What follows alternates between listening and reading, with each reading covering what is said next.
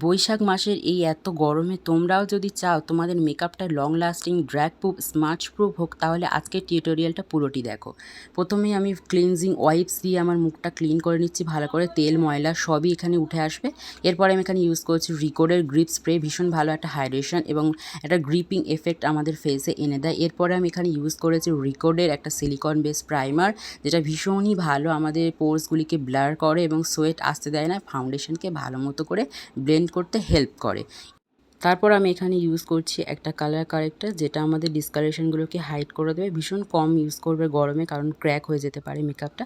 তারপর beauty Blender দিয়ে ভালো করে ব্লেন্ড করে নিলাম। এরপরেই একটা ইউজ করছি ফাউন্ডেশন, যেটা রিকোডের ম্যাট ফাউন্ডেশন, ভীষণ ভালো একটা কাভারেজ দেয় পুরো ফেসে। বিউটি ব্লেন্ডারের হেল্পে আমি এটা লাগিয়ে নিচ্ছি। আমি এখানে কোনো ব্রাশ বা ফিঙ্গারে ইউজ করিনি, তাতে ফাউন্ডেশনটা বেশি লেগে যেতে পারতো। এই জন্য আমি অল্প ফাউন্ডেশন নিয়ে ফুল ফেসে ব্লেন্ড করে নিচ্ছি। এটা ভীষণ ভালো একটা কাভারেজ দেয়। এরপরে আমার ফেভারিট পার্ট যেটা ব্লাশ, সেটা আমি ইউজ করছি ইনসাইডের পিঙ্ক কালার একটা ব্লাশ, যেটা ভীষণই ভালো লং লাস্টিং এবং ক্রিমি ফর্মুলাতে আসে। এটা ভালো করে বিউটি ব্লেন্ডারের পিছন দিকটা দিয়ে আমি আমার যেখানে যেখানেই ব্লাশ অ্যাপ্লিকেশন করেছিলাম সেগুলিকে ভালো করে ব্লেন্ড করে নিচ্ছি। দেখতে পাচ্ছ তোমরা, একটু এজেস থাকা যাবে না, তাহলে কিন্তু মেকআপটা প্যাচি দেখাবে। এরপরে আমি আমার আন্ডার আইকে ক্লিন করে নিলাম ভালো করে বিউটি ব্লেন্ডার দিয়ে, নাহলে লাইন্স পড়ে যাবে। ওটাই যদি সেট করে দিই তাহলে মেকআপটা ভীষণ কী লাগবে। এই জন্য আমি ভালো করেই আগে ক্লিন করে নিয়েছিলাম। তারপর আমি এখানে বেকিং করছি একটা ব্যানানা পাউডার দিয়ে, যেটা হচ্ছে ইনসাইড কসমেটিক্সের।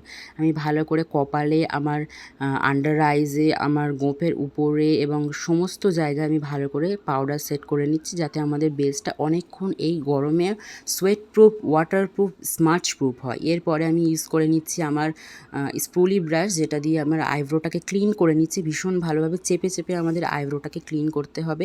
এরপরে আমি এখানে একটা ভালো কম্প্যাক্ট পাউডার এবং একটা ফ্লাফি ব্রাশের দ্বারা আমার এক্সট্রা পাউডারগুলোকে ঝেড়ে ফেলে দিচ্ছি, যাতে আমাদের বেসটা পাউডারিশ না লাগে।